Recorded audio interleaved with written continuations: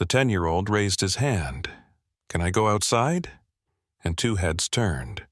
Two heads turned at the mixing board. The producer leaned back, adjusting his headphones. The assistant engineer glanced at the clock. 7 hours straight. "Outside," the producer said. "We're in the middle of a session." Michael pointed at the window. "Just for 5 minutes, before my father gets here." The producer paused. Joseph was on his way, probably 20 minutes out. The kid had been perfect for 3 hours, then suddenly couldn't focus. Maybe fresh air would help. 5 minutes, the producer said. That's it. But here's what nobody in that room understood yet. Those 5 minutes would change everything. It was a Tuesday afternoon in the summer of 1969. Studio A at Hitsville, USA, Detroit. The room smelled like coffee and cigarette smoke. A single microphone stood in the center under a spotlight. Michael had been singing the same verse for 3 hours. Through the window, 3 boys were playing basketball in the street. One wore a red shirt. Another had a baseball cap turned backwards. The ball bounced, someone laughed, a shot went up. Michael's voice cracked on a note he'd hit perfectly 12 times before. "Stop!" The producer slammed the console. "Michael, 12 perfect takes and you blow number 13? What are you looking at?" Michael pulled his eyes from the window. "Sorry. Your father called. He's on his way, 20 minutes. We need this done before he walks through that door." Michael's stomach dropped. 20 minutes. Joseph would expect it finished. The track started again. His hands shook. Perfect technique, missing heart. The producer kept stopping him. "Stop!" The producer rubbed his face. "You're technically flawless, but where's your soul? Where's your head?" Michael glanced at the window one more time.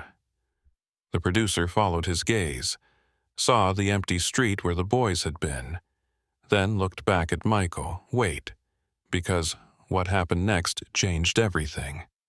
"You know what?" The producer leaned back. "Take 5. Go outside. Get some air. Maybe then you can focus." Michael blinked. "Outside?" "Yeah, 5 minutes. Clear your head." He waved toward the door. "Go, before your father gets here." Michael walked to the door. His hand touched the handle. He paused, as if expecting someone to stop him. No one did. He stepped outside. The afternoon sun hit his face, warm, bright. Voices down the block, the 3 boys still there. The basketball sat in the gutter.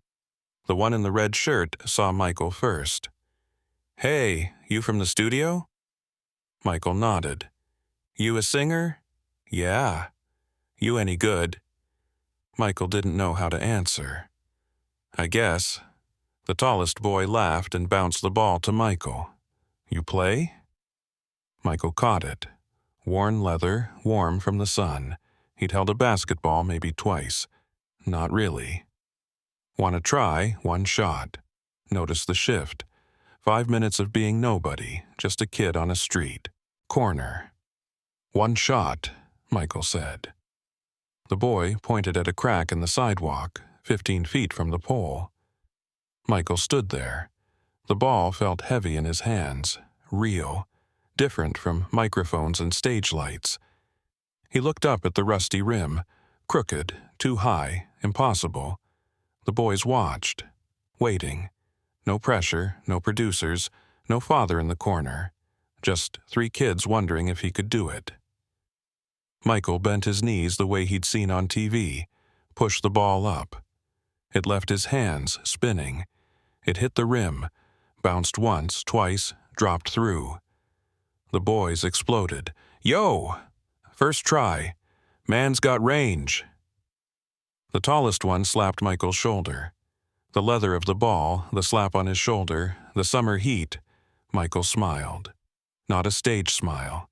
Not a camera smile. A real one that came from somewhere he'd forgotten existed. "You said you don't play." "Lucky shot," Michael said. "Luck nothing. Go again."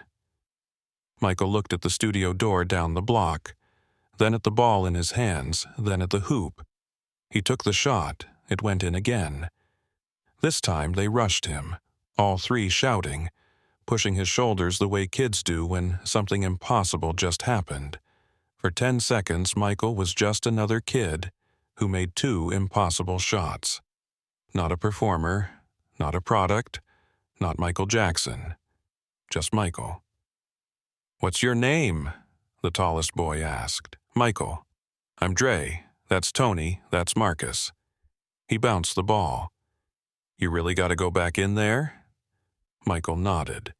Then he heard it. A car door slamming down the block. His father's Cadillac. "I gotta go, now." Michael ran back to the studio. His sneakers pounded the pavement. The sun was lower now, painting everything orange. Something had shifted inside him. His hands weren't shaking.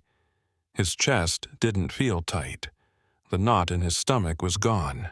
He slipped through the studio door just as Joseph's car pulled up outside. The producer looked up. "Cutting it close." "I'm ready," Michael said. Joseph walked in 30 seconds later, heavy footsteps, arms crossed. He took his position at the back of the room without a word. Michael was already at the microphone.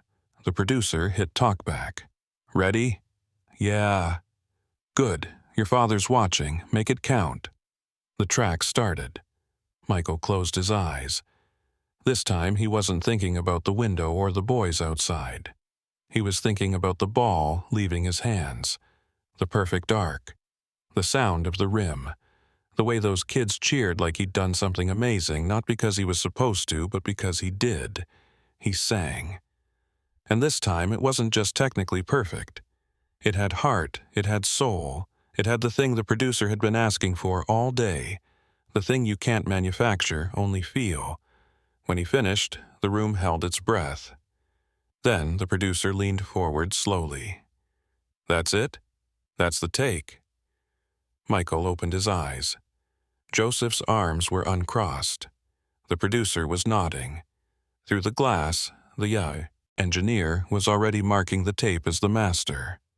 "What happened?" the producer asked. "You were struggling all afternoon, then you disappear for 5 minutes and come back perfect." Michael glanced at his father, then back at the producer. "I made a basket." "And?" "I remembered I can do things I've never done before."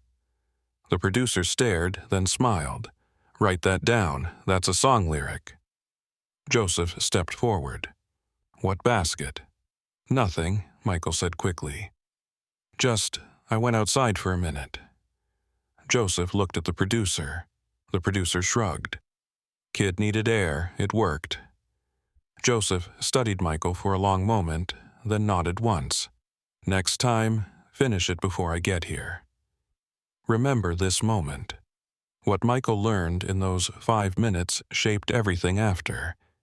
Pain and perfection could live together if you had one moment of freedom to remind you why. The session wrapped at 8.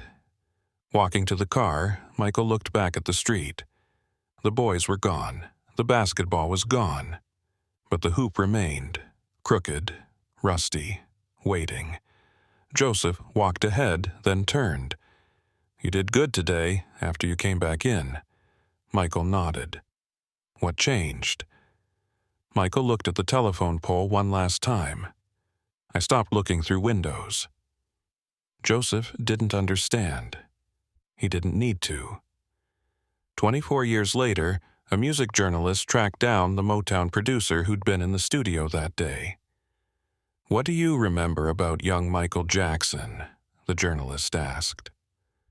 The producer pulled out an old session log, flipped to July 1969, his handwriting in the margin. "Sent kid outside. Came back different. I thought he was distracted," the producer said. "Turns out he was studying, watching those kids like he was memorizing something he knew he'd never have. Then I gave him 5 minutes to try it." "Try what?" "Being normal." The producer tapped the page. He came back and sang the best take of the day. After that, I understood. He didn't need to live that life. He just needed to touch it, once, to remember what he was singing about. The journalist paused. Did he ever talk about it? Once, in '93. Oprah asked him about his childhood. The producer reached for another folder, pulled out a transcript. He told her, "People think I lost my childhood, but I didn't lose it, I traded it. And that day in Detroit, I learned what I was trading it for. Not fame, not money. The chance to give other kids the freedom I touched for 5 minutes." The journalist wrote this down. Neverland. Neverland. The hospitals, the charities, all of it. The producer closed the log. He never got over that window, but he turned it into his purpose. So he never got to be a regular kid? No, the producer said. But for 5 minutes, he got to make 2 baskets. And for a kid like Michael, that was everything.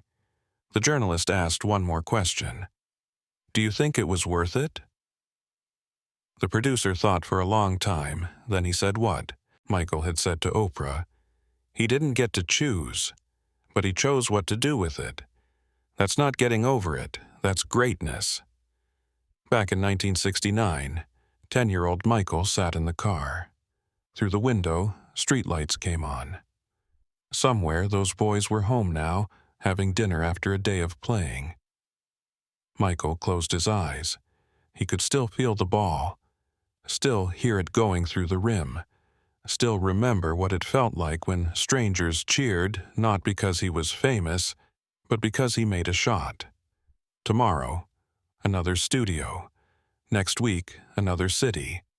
The windows would keep appearing. Kids would keep playing outside while he worked inside. But now he knew something. He didn't need to live on the other side of the glass. He just needed to remember stepping through it once, for 5 minutes, long enough to make 2 baskets and smile like a normal kid. That was enough. Because the next morning, every time he looked out a window after that, he didn't see what he was missing. He saw what he was working toward. A world where other kids wouldn't have to choose, where they could have the music and the basketball. Both. That became his purpose, and it started with 2 baskets, a rusty rim, and 5 minutes of freedom on a summer afternoon in Detroit. What broke that day wasn't the note. It was the last piece of him that thought he had to choose between being Michael Jackson and being Michael. He could be both, just not at the same time. But in 5-minute intervals, carved out of 7-hour sessions in rooms with windows that showed him what freedom looked like. That's how Michael Jackson learned to turn pain into purpose. 2 baskets at a time.